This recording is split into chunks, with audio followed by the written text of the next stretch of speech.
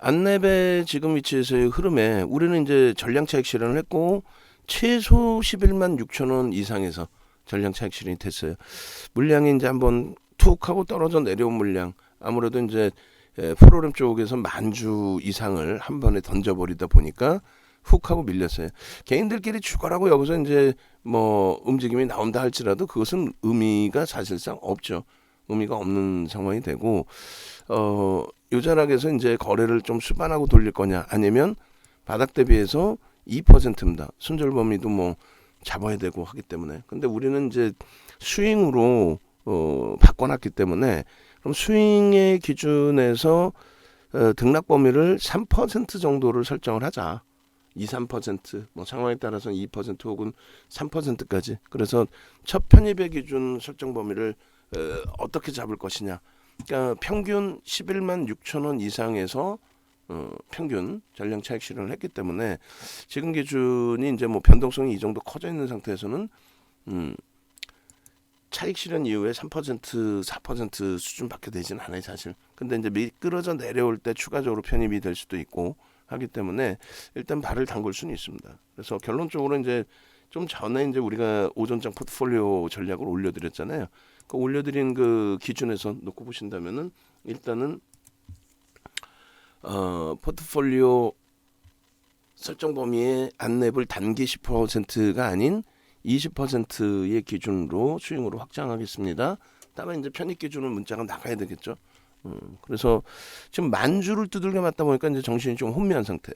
누군가가 싹 세게 당겨줘야 되는데 프로그램 쪽에 수급이 일부 줄어들었고 6만 주 가까이 매수가 5만 7천 주 뭐 이렇게 들어오다가 줄어들었고, 그리고 외국계의 골드만삭스 쪽이 7만 7천 주 매수 위로 표현이 됐었는데, 표출이 됐었는데 그 부분이 창구가 밑으로 끌려 내려갔죠. 6위, 5위 밑으로.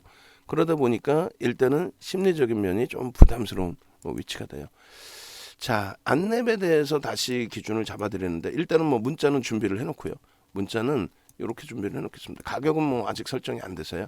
저점 대비해서 뭐 2% 들어올릴 때 기준을 잡을런지, 예? 우리 기준에서 아직까지는 이제 갈등을 좀 하고 있습니다. 또 거래량이 실린다면 벌써 거래량 실리면서 빵 치고 들어올려서 이미 끌어올린단 말이에요. 스윙 20%로 이제 전환을 하는 거고, 스윙 20%. 그리고 이제 매직 계산기는 지금 잘라놓습니다. 그렇게 해서 매직 계산기 지금 현재 11만 2,300원으로 매직 계산기가 설정이 잡혔고요. 우리는 기준가 이제 9만 원 이하인데 9만 원 정도로 설정을 해놓고, 비중은 지금 없는 상태 기준이 되죠. 그렇게 되고 11만 뭐 2,300원 뭐 이렇게 기준이었는데, 그거는 이제 현재가 기준 문자, 편입 문자 나갈 때 이제 정상적으로 기준을 잡고요. 그리고 목표 주가는 이제 11만 2천 원 대비해서 12만 5천 원 정도로 설정을 하겠습니다. 오늘 기준 고점 넘기고, 그렇게 해서 이런 부분들의 문자 부분은 이제 지우고, 차익 실현 다 나갔고, 그리고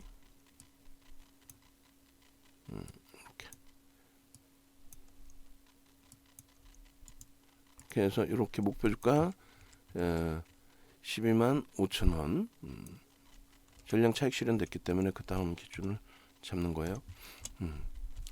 그렇게 하고 현재가 1만 1,800원. 오, 그렇죠.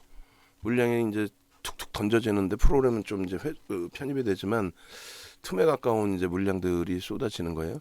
그 여기서 이제 기준을 좀 잡자라는 거죠. 무리수 두지 않고 차분하게. 그렇게 해서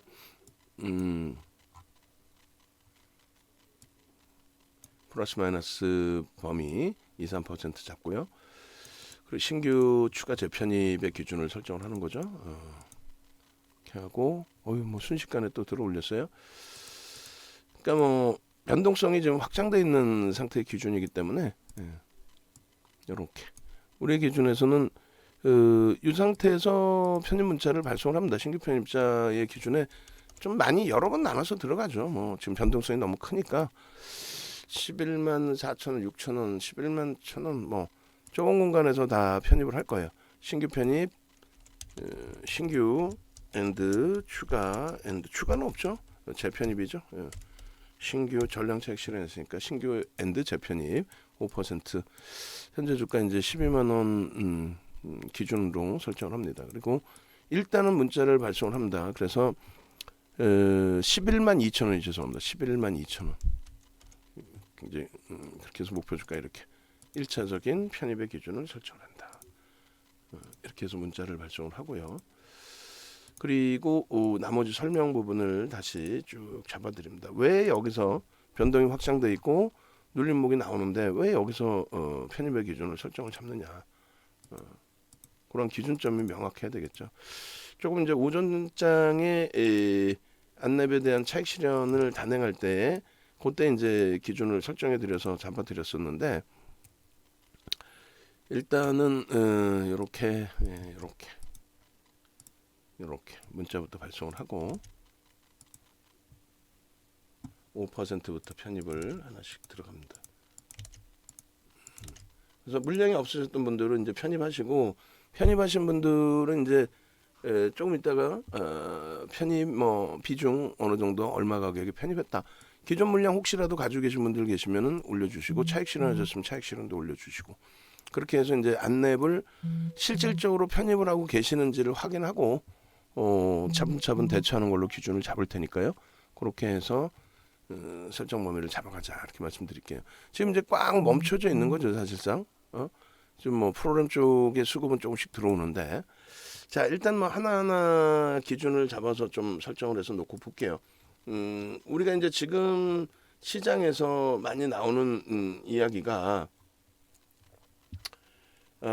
백지신탁 관련된 내용 부분부터 해서 이제 여러 가지가 있습니다. 그죠? 그래서 백지신탁 관련된 내용이 뭐 이렇게 형성이 되어 있는 거예요. 뭐 한번 쭉 읽어보시면 되는데 올려드렸어요. 그리고 검색하면 돼요. 포털에서. 고위공직자가 이제 직무 관련해서 주식을 가지고 있으면 안 된다. 그 경우에 이제 뭐 공적인 부분, 사적인 부분이 이제 충돌할 수 있으니 그 물량을 백지신탁을 해놓는다. 요 내용인데 그게 주된 내용이에요. 그러니까 4급 이상의 이제 공무원으로 이렇게 그러니까 총리 이야기가 있잖아요. 그렇게 됐을 경우에 일단은 가지고 있는 주식 3천만 원 이상 또 배우자 가족 뭐 전부 해서 3천만 원 이상 가지고 있으면 그거를 정리해야 된다. 가지고 있으면 안 된다. 그렇게 해서 이제 직접 팔거나 아니면은 백지신탁을 해서 수탁업체가 회사가 이제 정리하는 걸로 그렇게 해서 뭐 2004년도에 도입이 된 공직자 윤리법에 개정이 돼서 도입이 된 그런 내용입니다. 근데 이제 이 부분이 보유주식 뭐 3천만 원 초과자 뭐 이렇게 돼 있는데 일단은 그 보유 주식이 직무와 관련성이 인정될 경우에요. 인정될 경우에 주식을 매도하고 또 수탁 기간에 백지신탁을 반드시 이제 체결해야 된다. 그 내용이거든요. 그런데 그 범위가 신탁 계약이 체결된 날부터 2달, 60 영업일, 이거래일, 60 영업일이면은 그러면 이제 3달 정도 되겠네, 그죠? 3달의 범위 내에서 이제 정리를 해야 되는데 그 부분은 좀 연장될 수도 있다. 상황에 따라서는 연장될 수도 있고 또 한 가지는 직무하고 관계가 없다면 매도를 안 할 수도 있다라는 기준도 있어요. 그리고 또 한 가지는 그걸 장내에서 막 두들겨 패고 판다 이거는 또 안 되죠. 소액 주주들 피해가 또 소액 주주뿐만 아니라 피해가 예상이 되고 그래서 결론적으로 블록딜이나 이런 부분으로 정리를 한다 이런 내용도 있고요. 그리고 이제 직무와 관련성이 없는 것으로 결정 고시한 주식 이런 부분도 일단 무조건적으로 팔아야 된다 그건 아니라는 거죠. 그래서 저 부분은 이제 저도 다시 한번 더 자세히 들여다봐야겠지만은 일단은 백지신탁에서 이제 정리한다는 쪽에 기준이 좀 많이 잡혀 있긴 합니다만 어찌됐든 저 해석 부분은 이제 명확하게 뭐 금융당국이 어떤 코멘트를 내놓을 수 있겠죠. 실질적으로 이제 총리를 수락하고 총리직에 가시게 된다면 어찌됐건 간에 이러한 뭐 여러 가지 내용들이 있고 그 부분에 대해서 일단은 시장에서는 백지신탁 곧 결론적으로 이제 물량을 블록딜 등을 통해서 처분한다 이런 쪽에 이제 좀 관심이 있고 그리고 또 한 가지는 지난 이제 방송에서 말씀드렸는데 일단은 우리는 이거죠. 맨 처음에 이제 이시돌덤 선생님께서 이제 11일 날이에요. 안랩 매도해야 되냐. 이때가 아마 폭등이 나온 날이에요. 그렇게 돼 있었고 그 다음에 14일 월요일 날 VI에 매도를 하셨는데 그게 최고점이 됩니다. VI가 발동이 되고 이제 거기서 매도를 하셨는데 그게 최고점이 되고 그리고 추가적으로 이제 3월 18일 이렇게 기준이 잡혀 있는데 실질적으로 이제 17일 마이너스 8%에서 돌릴 때 그 다음에 이제 18일의 기준 그리고 19일 이런 기준에 이제 편입 기준을 설정했고 금요일 날 와우 이건 18일이 금요일인가요? 18일 금요일 16일 그러면 수요일 날 마이너스 8% 거기서 돌려놨고 그리고 이제 라이브 방송에서 이제 16일부터 들여다보고 그다음 17일 날 공식적으로 문자가 나갔고 18일 날 기준에서 추가 문자를 내보내면서 5%가 아닌 10%로 확대를 해드렸고 결론적으로 이제 안랩 같은 경우에 일단은 개별 매매 기준에 11일, 14일의 기준에 차익 실현 범위가 설정이 됐다라고 한다면 그 이후에 그러면서 이제 이 부분을 좀 많이 강조를 드렸어요. 이게 금요일 날 야간 방송에서만 말씀드린 게 아니고 그 이전 기사에 나와 있는 거예요. 며칠 전 11일 날 지분 신고 나왔을 때 나와 있는 기사입니다, 사실은. 그때 이 부분이죠. 구글 쪽에서 맨디언트를 6조 7천억에 매수를 했는데 요게 이제 그 안에 내용을 들여다보면 이런 내용이 있어요. MS사에서 인수하려고 했던 부분인데 그렇게 알려져 있었는데 구글이 기습적으로 인수를 했다. 그래서 결론적으로는 MS사의 입장에서는 보안업체를 또 다른 곳을 좀 물색하고 있는 상황이 된다. 그런데 MS사와 안철수 대표하고는 안철수 대표라고 해야 되나 지금도? 허이간에 어찌됐건 그래서 안철수 대주주하고의 관계가 굉장히 우호적이라는 거죠. 안철수 대주주 1대 주주 안철수 뭐라 불러야 돼? 국무총리 후보? 어쨌건 그분께서 빌 게이츠하고의 개인 친분이 있는 상태고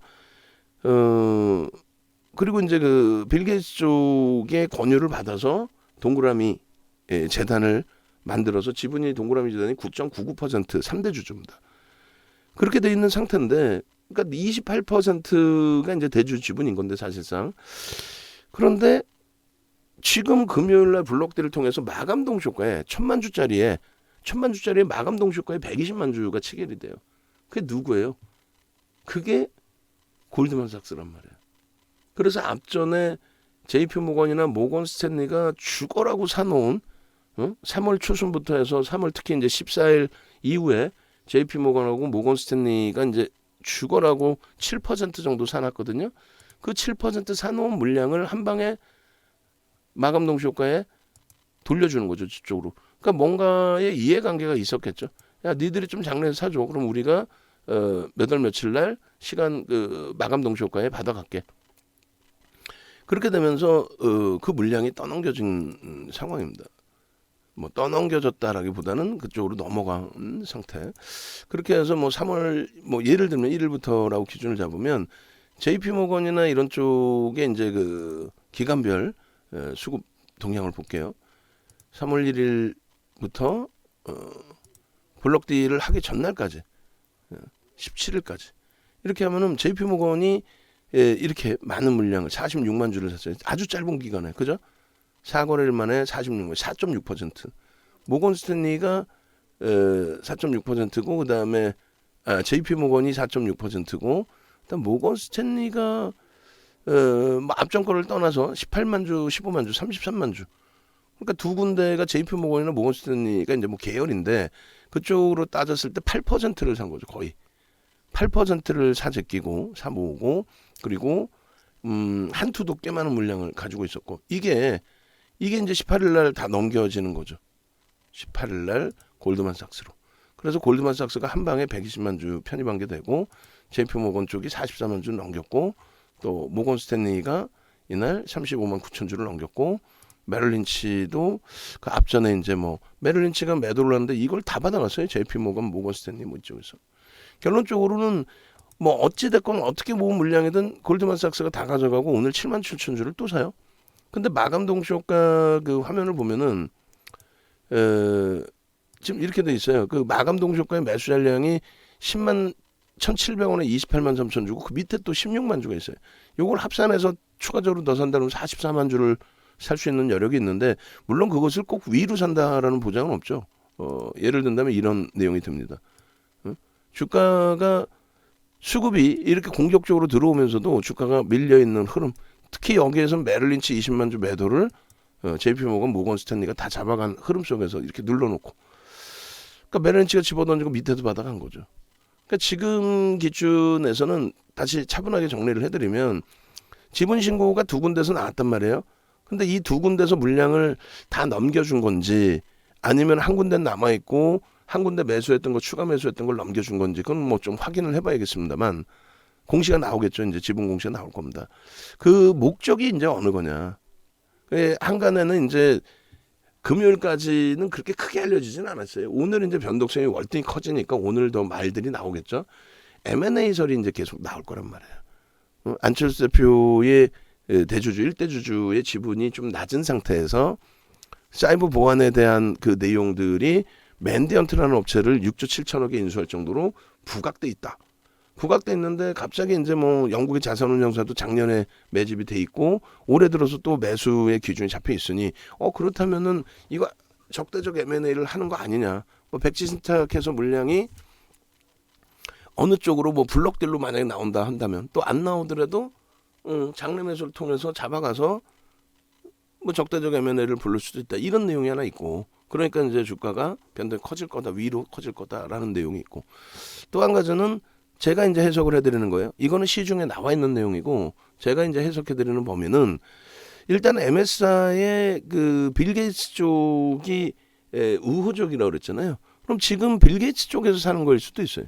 예를 들어서 맨디언트처럼 이제 뭐 뺏기지 않기 위해서 좋은 관계고 뭐 협업 관계의 기준도 있고 하니까 일단은 그렇게 해서 이제 빌 게이츠 쪽에서 오히려 매수를 해서 기존 그 안철수 대표의 그 물량도 뭐 어찌 보면 블록으로 받을 수도 있는 거고 그렇게 해서 이제 경영권을 안전하게 확보하려는 뭐 40% 혹은 50%까지 확보를 해서 뭐 적대적 M&A에 시달리지 않게끔 그렇게 되면 주가가 폭락이 나올 수도 있어요. 왜냐하면 추가적으로 안 사거든. 그럼 펀더멘털 대비해서 너무 높거든. 그러면 이제 가지고 있던 쪽들은 뭐 M&A도 안 해? 근데 주가는 많이 올라와 있는 상태야. 에이 차익 실현하자. 그걸 쭉쭉 빼버릴 수도 있단 말이에요. 그러니까 그 변동성이 감당이 안 돼요. 그렇기 때문에 스윙으로 설정하는 것 자체가 무리수는 있습니다만 일단은 변동성이 확장돼 있고 거기에 대해서 시장 이슈가 불거져 있고 많은 쪽에서 들여다보고 있는 그런 상태인 만큼 그렇다면 여기서부터 우리도 같이 들여다보자. 그리고 이제 수급 범위가 어찌됐건 프로그램 쪽에서 매수가 지금 들어오고 있는 상태잖아요. 주가는 지금 방금 저점이 이제 11만 원까지 밀렸었는데 그 11만 원까지 밀려 내려갈 동안에 처음에 이제 만주에 누군가가 만주를 집어 던진 거죠. 근데 그게 프로그램이란 말이에요. 개인들이 아니라 이제 프로그램이 만주를 던졌어. 그냥 밑으로 그냥 확 던져버렸어. 그러면서 황 하고 미끄러졌는데 근데 밑에서부터 다시 프로그램 매수를 잡는단 말이죠. 그러니까 5만 7천 주 정도 프로그램 매수위에서 만주를 한 번에 집어 던져서 뭐 4만 7천 주, 8천 주. 그러고 나서 이제 다시 5만 8천 주. 이렇게 이제 돼 있는 거예요. 결론적으로 이제 수급이 나쁘진 않다. 일단은 뭐 손바뀜이 됐든 단기 차익 실현이 됐든 근데 골드만삭스에서 120만 주 받은 게 차익 실현하려고 받은 건 아니란 말이에요. 그거 어떻게 차익 실현할 거야? 못해요. 120만 주 12%를 어떻게. 그래서 그 물량은 묶여있다고 치고 나머지 물량이 이제 쇼커버링으로 들어올 수 있는 물량이 있을 수 있고 또 쇼커버링을 한 물량 있죠. 주가 들어올려졌잖아. 쇼커버링으로 들어온 물량. 그거를 지금 재차 공매도를 치는 쪽도 있을 거예요. 해치 차원에서. 꼭 공매도에서 무조건 수익 내겠다가 아니라 뭐 해치 차원에서 이제 공매도 때리는 쪽도 있을 거란 말이에요.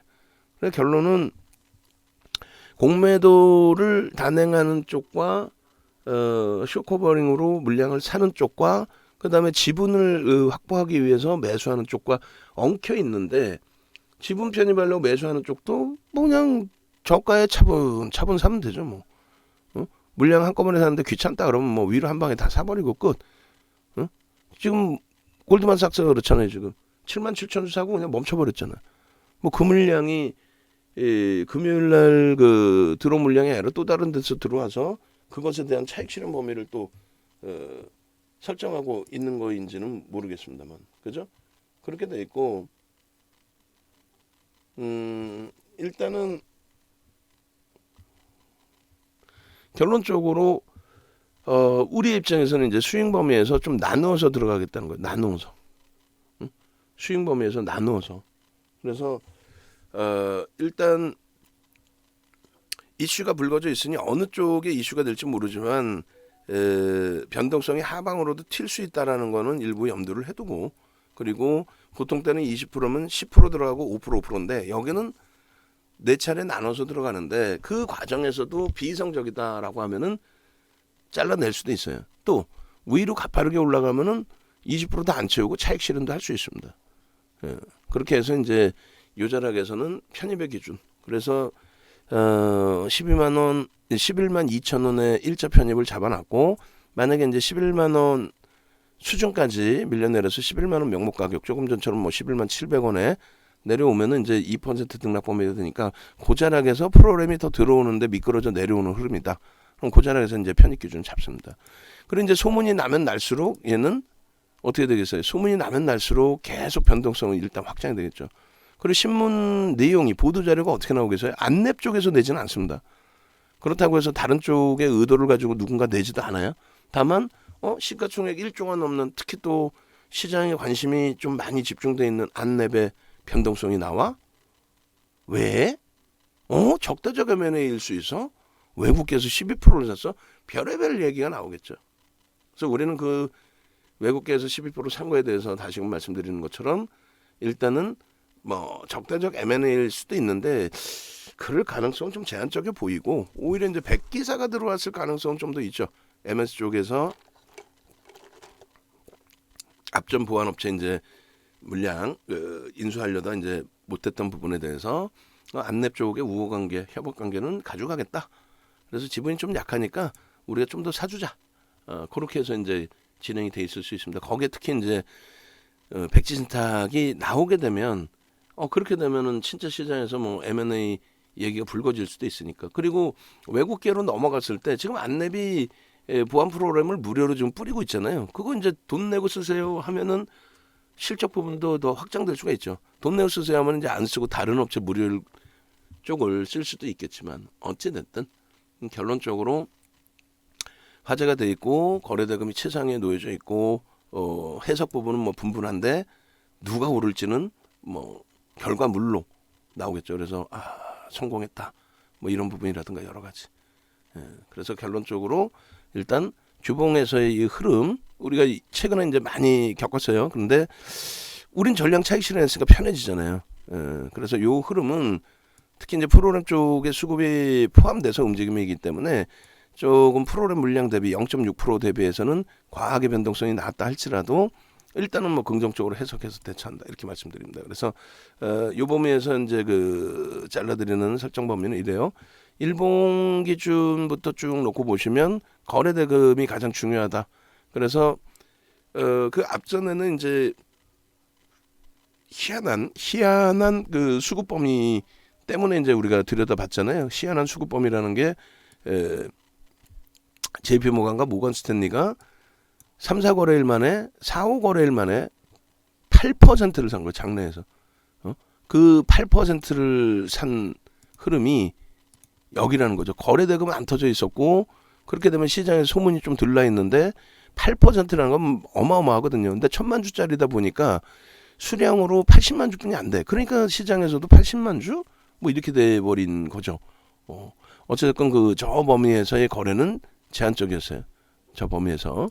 그래서 우리의 기준에서는 요 정도 자락에 이제 꼬리 달리고 전량 차익 실현의 범위가 있었다면 그 이후에 이게 무슨 수급이죠? 이게 뭐죠? 희한한 수급이네요. 또 금요일 마감동 조건은 내가 이런 걸 본 적이 없는데 뭐 이렇게. 근데 지금의 기준에서는 이제 거래대금 거래량의 기준인데 1조짜리의 기준에 이제 2천억만 터져도 땡큐합니다만, 예?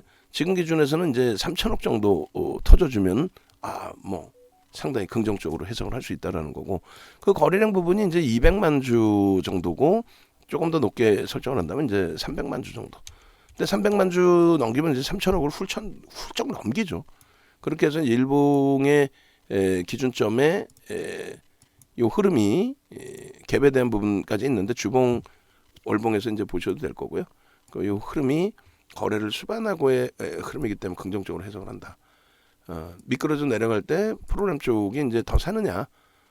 나라도 저점에서 그 물량 던져지면 저가에 사지 뭐 누가 어렵게 고가에 사겠습니까?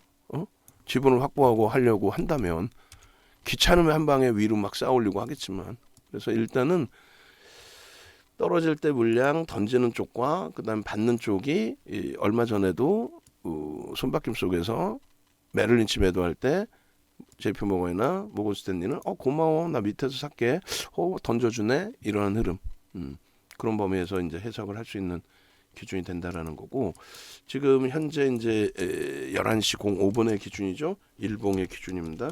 일본 기준에서 이제 거래대금을 하루 거래대금을 본 거고요. 소형주 예를 들면 지금 불기둥 마스터님이 오토엔 같은 경우에 올려주셨는데, 그리고 나서 이제 10%대 13% 이렇게 올라갔어요. 조금 있다 아마 매직 계산기를 또 올려줄 거란 말이에요. 왜? 차익 실현 범위 설정을 해드려야 되니까. 뭐 차익 실현 범위도 되고 더 치고 올라가면은 추가 매수가 될 수 있는 범위니까. 그렇게 해서 이제 뭐 그런 기준은 기계적으로 설정이 될 텐데, 예를 들어서 뭐 오토엔 같은 경우 얼마에 올려주신 거예요? 봅시다. 그렇게 해서 오토엔을 요건가요? 요거는 다른 것 같은데, 유일 로보틱스고 그 다음이 볼기둥 마스터님 올려주신 게 이건가요? 오토엔 5.04에서 고점까지가 이제 얼마까지 올라왔죠? 15%니까 그렇게 되면 이제 15%까지는 따라붙을 수도 있고, 그리고 뭐 예를 들어서 꺾여져 내려온, 지금 뭐 많이 꺾여져 내려왔죠? 그러면 또 차익 실현 범위가 될 수 있고, 아마도 이제 그 부분에 대해서 한 번 더 올려주실 것 같은데, 그 종목에 그러니까 오토엔의 시가총액이 얼마예요? 그렇게 올라와서 2,700억이란 말이에요. 그렇게 올라와서. 그럼 이제 일주월봉으로는 추세의 범위를 볼 수 있겠지만, 분봉 기준에서 놓고 보면 어때요? 거래대금이 둔화되어 있는 상태에서의 흐름이면은 따라붙지는 않죠. 지금은 이제 관망인 거지. 가지고 계신 분들은 고점 대비 1.8%니까 절반 이상. 아까까지 밀린 것까지 감안하면 거의 전량까지의 차익 실현이 되셨어야 되는 거고, 재편입을 어디서 할 거냐의 고민에 앞전 고점을 넘길 때 15.92까지는 넘길 수 있는 구간이 되잖아요. 따라붙을 수 있는 시가총액 1조 미만짜리. 그리고 이제 뭐 밑으로 미끄러진다 그러면 미끄러졌을 때에도 가격으로 보는 게 아니라 거래를 수반하고 돌릴 때 그때를 보는 건데, 일단 이 오토엔의 2,700억짜리의 거래대금 지금 2,300억입니다. 이게 계속 유지가 될 수 있냐? 거의 불가능합니다. 계속 유지가 된다는 건 이거는 주가 조작분이 안 되는 거예요. 자기 그 주식수 대비해서 계속 뺑뺑이 돌리는 거잖아요. 그죠? 계속 뺑뺑이 돌리는 건 불가능합니다. 그래서 결론은 안넷 같은 경우에는 그나마 어떻게 돼요? 1조짜리의 2천억, 3천억은 부담스럽지 않다라는 거예요. 매일매일 터질 수는 없다 할지라도. 그러니까 그 차이점 부분들을 좀 놓고 보실 수 있다라는 말씀 드리는 겁니다. 그래서 일봉의 기준이고 주봉 기준에서는 개인 누적 수급 범위를 보실 수가 있어요. 그래서 순식간에 무슨 뭐 어마어마한 물량을, 저 물량이 상상을 초월하는 물량이 됐죠. 그러니까 뭐 대선 테마주 그 이슈로 움직임이 나왔을 때와 지금의 이 기준하고 완전히 다릅니다. 그런데 이 기준점도 또 특이할 것은 뭐라 그랬어요? 말씀드린 것처럼 주거라고 매수를 해놓고 모건 스탠리 그리고 JP 모건 이런 쪽에서 주거라고 매수를 한 다음에 그냥 그대로 넘겼단 말이에요. 물량을. 그대로 넘겼어요. 그래서 그 부분에 대해서 이제 뭐 위탁받고 매매를 했을 수도 있는데, 어쨌든 골드만삭스가 한 방에 12% 지분을 가져갔다라는 거, 그게 이제 특이할 사항의 기준이 되는 거고, 저렇게 이제 그 매집 규모가 작지 않습니다. 작지 않은 매집, 단순 논리로 이제 따져도 마찬가지고, 조금 이제 고급스럽게 들여다본다라고 한다면, 그럼 뭐가 된다 그랬어요? 골드만삭스에서 12%를 가져갔다의 기준을 설정해서 들여다볼 수 있는 기준이 된다는 거죠. 그러니까 결론적으로 요렇게 매직 갭 상승에 대한 목표 주가 설정 범위는 아까도 말씀드렸지만 오전에 대략적으로 63,000원에 이제 10만 뭐 1,400원 이렇게 되니까 4만 원 잡으면 14만 원 수준 정도, 그러니까 13만 원 넘기는 자락 정도의 수준에서 이제 갭에 대한 목표 주가가 설정이 되는 거고요. 그리고 현재 기준에서 이제 요 수급 범위에 대해서도 명확히 한번 들여다볼 건데 차트 월봉까지 자르는 다음에 수급 범위 다시 보겠습니다. 그렇게 해서 수급 범위까지 이렇게 하고 우리는 이제 11만 원 공부해서 11만 원이 좀 이탈되는 모양새가 나오면 추가 이제 5%. 그럼 고점에 차익 실현한 부분에 대해서 부담은 없죠. 편입 마치고 난 다음에는 이제 조금 있다가 문의 드리면 편입 단가하고 차익 실현 여부 또 재편입 여부 뭐 이런 기준을 좀 알려주시면 될 것 같습니다. 월봉 기준에서 이제 소나 모멘텀 차트 놓고 보시게 되면은 참 뭐 말도 안 되는 변동의 기준이 되는 거죠. 이제 대선 관련 뭐 테마 형성되고 뭐 다 좋은데 일단은 거래가 이제 제한적인 상태에서 들쑥날쑥한 기준이 되는데 지금은 거래가 터져 있잖아요. 거래가 터져 있고 앞전에 이제 형성돼 있던 거래보다는 그러니까 뭐 대선 이슈나 이런 부분보다는 월등하게 터져 있는 거예요. 그러니까 무슨 얘기냐면은 M&A가 됐든 아니면 뭐 우호 지분이 들어온 거든 일단 수급이 뭐 어마어마하게 지금까지도 프로그램에서는 들어오는 상태니까 그 결과는 말씀을 드렸어요. 그 결과는 백기사냐 아니면 M&A냐에 따라서 달라질 수 있고 M&A 같은 경우에는 이제 조금 변동성을 위로 더 확장시킬 수가 있는데 백기사 형태로 들어온 거다. 그러니까 MS가 우호적인 관계에서 들어온 거다. 백진사의 블록들도 그쪽에서 받을 수 있고 그러면 그거 다 받아가고 난 다음에는 아무 이슈가 없는 거예요. 그들이 이제 뭐 주가 차익 실현 뭐 수익 내려고 들어온 게 아니기 때문에 그러면 이제 조정폭이 급격하게 형성될 수도 있다라는 거예요. 그런 부분들을 염두에 두시고 그래서 현재 기준의 이 기준에서 저 거래량 거래대금 속에 뭐가 있다고 그랬어요? 상승 장악 확인형의 이 꼬리까지의 엄청난 수익 범위 그리고 지금 또다시 상승 장악 확인형의 기준에 거래가 수반돼 있는 어마어마한 흐름. 요 흐름이 일단은 시세 분출의 기준이 되는 거죠. 그 앞전에 이미 8만 원의 기준점 그 라인부터의 편입 기준 설정 범위가 잡힌단 말이에요. 이럴 때 장악형이 어디 여기서부터 시작이 되는 거니까 저 가격에서부터 사실은 저때 이제 거래가 수반이 안 돼 있었다면은 거래가 터지는 기점까지를 들여다보면 된 거였고 그게 3월 초가 되는 겁니다. 그렇게 해서 월봉의 기준의 흐름을 재차 이제 잘라서 올려드립니다. 네. 이렇게 돼서 일주 월봉까지 봤어요. 그리고 이제 분봉을 다시금 보면은 지금 이제 조금 전에 녹화해드리면서 이제 놓치고 있을 당시에 그러니까 11만 원 그 기준을 좀 놓고 본다. 추가 편입의 기준을 그러고 있을 때 이제 일단 어찌됐든 그 부분이 지나갔고 거기서 뭐 원활히 그 물량을 잡는다라고 보기도 좀 어려운 부분이 있죠. 최소 범위는 10만 주 그리고 뭐 20만 주 정도 거래가 터지면서 움직임을 주면은 가장 이쁜 모양새가 될 것이다. 되겠다.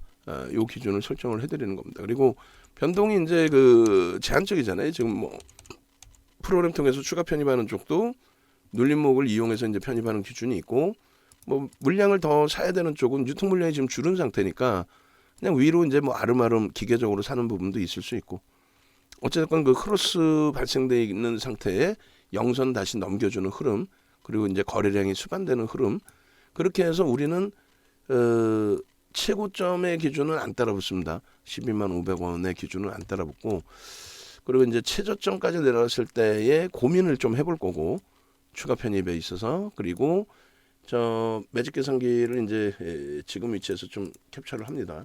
그럼 11만 1,700원 뭐 그 정도 11시 14분이고 지금 이제 순간적으로 또 11만 2,400원 뭐 이렇게 올라와 있는데 절반의 기준이 이제 시가와 고가로 잡아도 상관없다고 그랬잖아요. 그럼 11만 3,000원과 그리고 11만 5,400원 뭐 이렇게 돼요. 그럼 5,500원 기준 잡고 그렇게 됐을 때 편입의 기준은 저자락들을 거래를 터트리면서 넘겨줄 때, 거래가 안 터지면요 눌림목을 이용해서의 편입, 그렇게 이제 설정을 하면 크게 무리가 없겠습니다. 그래서 지금 기준에 이제 다시 다음 5분봉에 거래가 이제 실릴 거냐, 다음 5분봉에 거래가 안 실린다는 거는 그럼 툭 하고 치고 내려가면은 미끄러질 수 있다라는 기준이 되는 거예요. 툭 하고 치고 내려가면. 그래서 지금 이제 5분봉에 지금 거래가 사실상 제한적이죠. 그럼 한 템포 놓고 보고, 그 다음에 위로 어차피 쫓아붙을 때에도 11만 2천 원의 문자선이 나갔으니까 11만 4천 원, 11만 5천 원 이 정도 보면 되니까 그렇게 해서 이제 차분하게 대처하면 될 것 같습니다. 결론적으로 이제 안랩을 전량 차익 실현을 했고, 전량 차익 실현 이후에 현재 기준에서의 이제 재편입 범위를 단기 10%가 아니라 스윙 20%인데 변동이 크니까 좀 그 부분에 대한 물량 조정은 여러분들이 좀 해주셔야 되고, 비중 조정은, 그리고 매매가 원활치 않으신 분들은 이 종목은 좀 이제 배제를 하시는 게 옳겠죠. 그렇게 놓고 보시고, 그리고 혼자서 이제 매매가 힘들다 하시는 분들은 네이버에서 윤정도를 검색해서 찾아오세요.